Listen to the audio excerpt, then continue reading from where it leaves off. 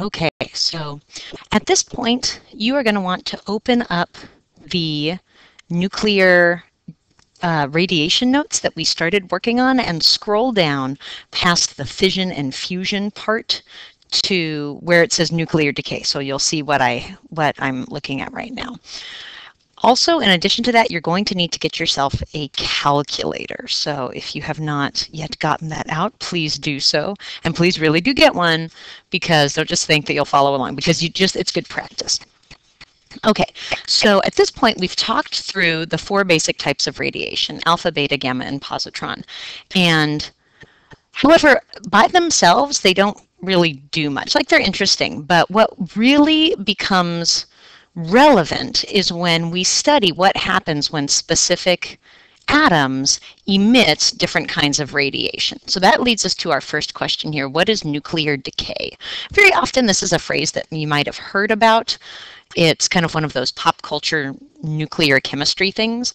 But nuclear decay, our official definition that we're going to use, nuclear decay is when an atom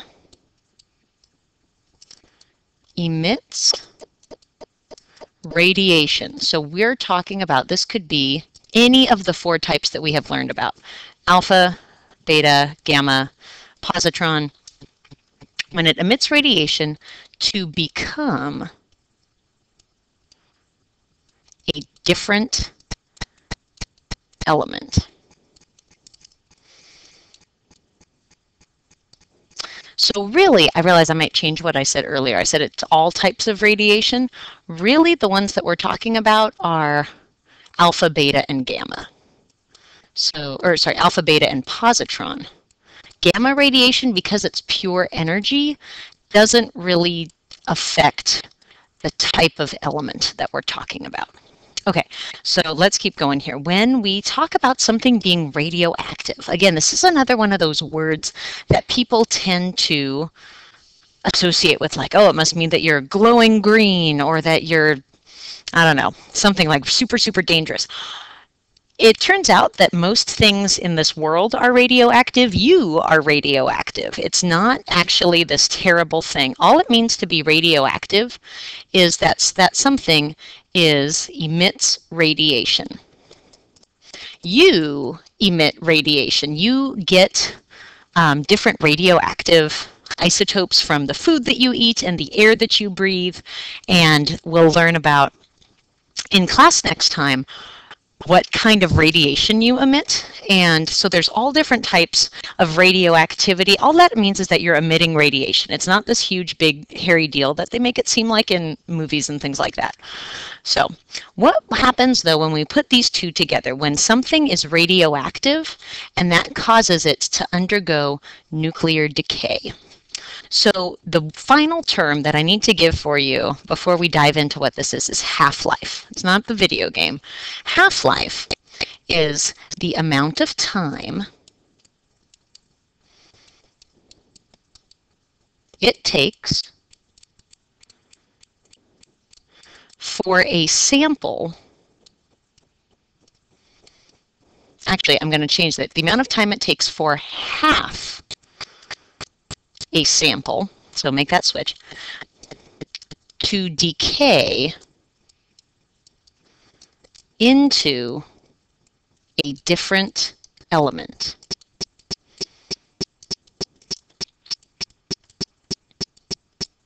So here's the idea behind that. I always like to think about this like with a story. So let's say maybe you have that really weird relative who likes to give you strange presents, and they give you one day a present of 10 grams of, let's say, something really radioactive. Maybe they find you some uranium, or they buy you some plutonium off eBay or something like that. They give you 10 grams of this super radioactive material. And let's say that you know the half-life of this material is 1 minute. 1 minute is the time it takes for half of the sample to decay into something else. So let's look at how that would play out in this scenario. So let's say we start counting when you open the box, right? So you're looking at this sample, you have 10 grams of it. After 1 minute has gone by, you're not left with 10 grams of your original element anymore. Half of it has decayed into something else. So we would say you have 5 grams of maybe the original, and then I'm going to switch colors here to help hammer it home. Then you have 5 grams of other stuff. It could, maybe it decayed into an element with a smaller atomic mass. You don't know. But that's the idea, is after 1 minute elapses, 1 half-life has gone by, you now have half of what you started with. Let's say you look in the box for another minute. Another minute goes by. Now, instead of 5 grams of each, now this sample, the 5 grams, which was then the 10 grams of the original, has been cut in half again. So we'll say that's like divide by 2. So now you have 2.5 grams of the original element that you started with. And then 7.5 grams of other stuff. So again, it's just whatever element this compound or this atom is decaying into. So let's say you sit and watch the box for another minute goes by. And what you're going to see is this sample is going to cut itself in half again. So we're going to divide by 2 again, because that's why we call it a half-life. It cuts in half every time. So half of 2.5 is 1.25 grams. So now we have 1.25 grams of what you started with, 8.75 grams, I think I did that math right, of other stuff. And so the idea is that you keep cutting it in half and cutting it in half and cutting it in half and cutting it in half. So the question is, does it ever really disappear? Not really. It gets really small. It would get so small that it's insignificant, but it never truly goes away. Okay, so let's do some math now. Down here are some practice problems, and these questions are going to help you kind of hone in and refine this idea of half-life. So let's take this first one. If you have 1,000 atoms, how many will remain after 6 half-lives? So what we do is, for each half-life that goes by, we literally take our sample and we divide it in half. We cut it in 2. So here's a way to think about this. You start with 1,000. After 1 half-life has gone by, and notice I didn't tell you how long the half-life is. That's because it doesn't matter. The length of half-life isn't important. It could be a nanosecond, it could be 1,000,000 years. The same thing will happen at the conclusion, because that's what our definition of half-life is. So let's say, so 1 half-life goes by. We'll call it HL for half-life. So after 1 half-life, our sample has gotten cut in half. So if half of 1,000 is 500. Okay, so that's 1 half-life. We're going to do that process 5 more times. 2 half-lives, so now we're up to 2 half-lives in total. We're going to divide by 2 again, so after 2 half-lives, we're up to 250. After 3 half-lives, divide by 2 again, half of 250 is 125. You get the idea, right? So we're going to divide by 4 half-lives, and that's good. Now I need my calculator. 62.5. Now I know that you can't have half of an atom, but just kind of roll with me for the sake of the example here. So now let's see. 5 half-lives, we're almost there. 62.5 divided by 2 gives us 31.25. And then we're going to divide by 2 one more time to bring us up to 6 half-lives. So that makes a total of 15.625 atoms. And like I said, I know you can't have 0.625 of an atom, but just kind of go with me for the sake of the example. So keep in mind a common mistake that people make, and you don't have to write this down, but just kind of be aware of it. What we just did, the divide by 2, divide by 2, divide by 2, is not the same as doing 1,000 divided by 6. That is wrong. That is not what we're about. Basically, what we're doing, I'm going to show you this, if you're comfortable with exponents, you can come with me here. Otherwise, if I show you this and it makes you too confused, forget I even showed you. But what you're really doing is 1,000 divided by 2 to the 6th. So you're getting some exponent work in there. If that makes sense to you, great. If that doesn't make sense, just stick with what I've shown you before. Okay, 2 more examples. Here we go. Let's see, a sample of polonium has a half-life of 156 years. How many years will it take the sample to be a quarter of its original amount? Okay, so this one is interesting because I haven't told you how much you have, right? I haven't said you start with this many. So anytime this happens, there's two ways to kind of go about it. You can just kind of think your way through it, or you can just pick a number that's easy to work with. So what I would say is, when in doubt, pick a number like 100. Let's say you have 100 grams of polonium. I could be 1, I could have picked 1,000,000, I could have picked 85. 100 is just a nice, easy, round number to work with. So the question is, how long will it take for the sample to be a quarter of its original amount?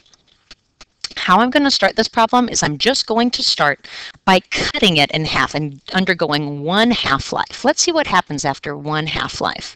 I know that a half-life is 156 years, so that's helpful. So I know after 156 years have gone by, I'm left with 50 grams, right? 100 divided by 2. Let's see, 50 is half of 100. It's not a quarter of 100, so I'm actually going to keep going in the problem. I need to let another half-life go by, another 156 years, and now I have 25 grams. Well, if you'll notice, 25 is a quarter of 100, so that is part of my answer. Is I now know that it took 2 half-lives. But the question didn't ask half-lives. The question asked how many years. I know 1 half-life is 156 years. 2 half-lives makes my answer 312 years. Okay, one more.